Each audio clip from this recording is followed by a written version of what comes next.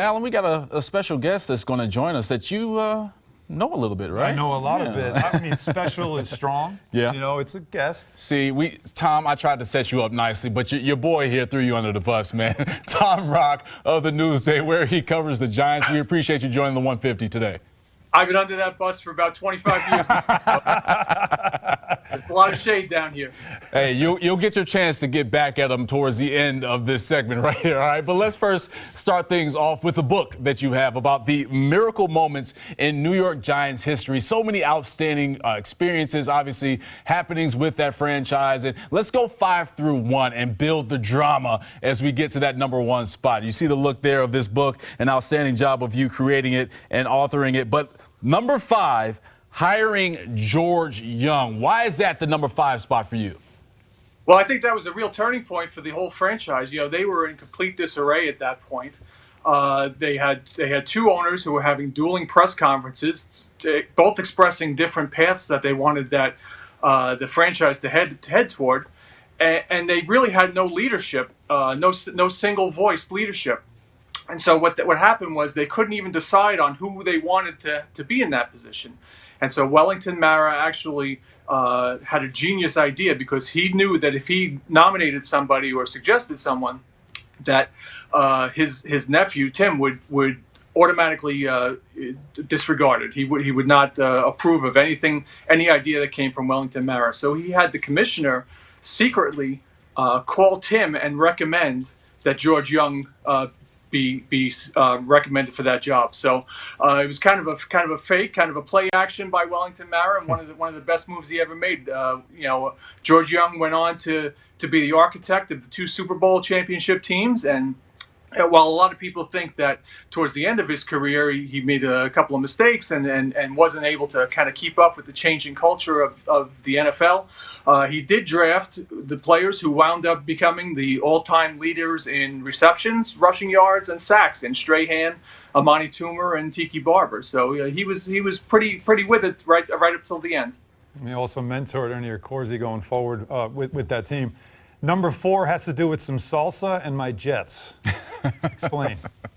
That was the most intense regular season game, I think, in Giants history. Was the Christmas Eve game in 2011, and the Jets and the Giants both on the verge of a playoff, on the porch of the playoffs, and then all of a sudden, whatever team wins that game, that next to last game of the season, is going to go on to the playoffs. So much going on in that game, right? So you have Rex Ryan talking all year about how the Jets are the big brothers now, and they're gonna take over the city, and the Giants are coming off their Super Bowl championship a few years ago. The Jets have been to the playoffs. They've been to the AFC Championship game 2 years in a row.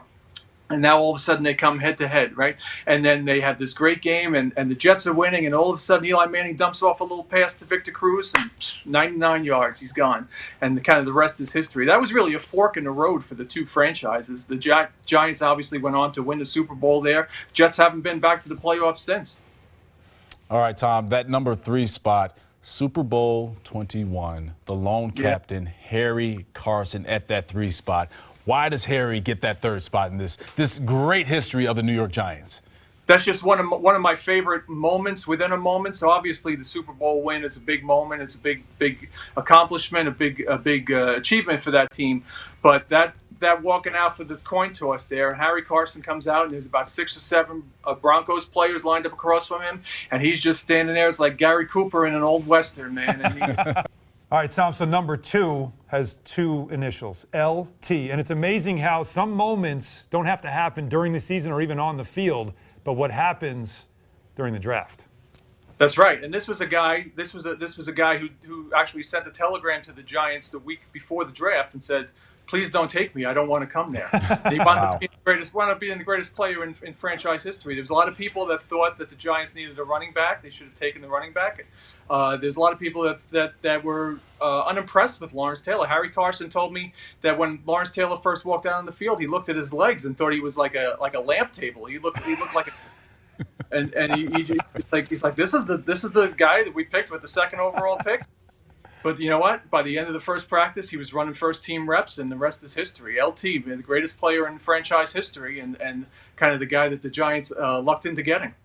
People have said that about my legs, by the way, comparing it to, a table. Tom, can you vouch for this? He more than likely can. That's why he made that joke. All right, you talk about the name LT Lawrence Taylor, but another name that is synonymous with Giants football is David Tyree, and that catch that continued the drive for the Giants that eventually led to the game-winning touchdown, the go-ahead touchdown for them to clinch another title in the franchise history. Undoubtedly the biggest miracle in franchise history, and it's because of all of the elements that are involved there. It's the play, it's the player, it's the time and space that it's taking place in.